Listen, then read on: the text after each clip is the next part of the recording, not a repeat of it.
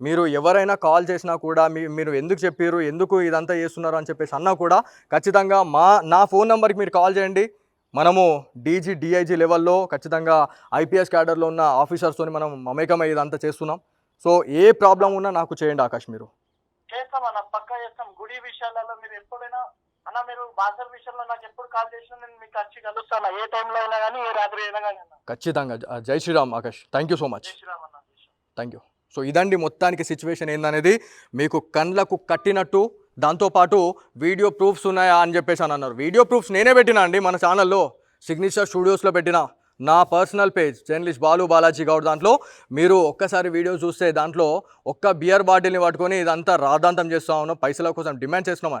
పైసల కోసం డిమాండ్ చేయలేదండి. ఎక్కడైతే కెమెరా డ్యామేజ్ అయిందో, డ్యామేజ్ అయిన దానికి ఏదైతే అక్కడ ఆ బిల్ ఏదైతే ఉందో దాని గురించి డిస్కస్ చేసాం. కానీ మీరు ఇస్తేనే మేము ఖచ్చితంగా మేము శాంతిస్తాము, లేకపోతే మేము వీడియో పెడతామని చెప్పేసి మేము ఎక్కడ అనలేదు. దాంతోపాటు వీడియో రికార్డ్స్, దాంతోపాటు వీళ్ళు చేస్తున్నటువంటి అరాచకాలు ఎన్నెన్ని మన దగ్గరకు వస్తున్నాయో అన్నీ కూడా మీ దృష్టికి నేను తీసుకెళ్తా.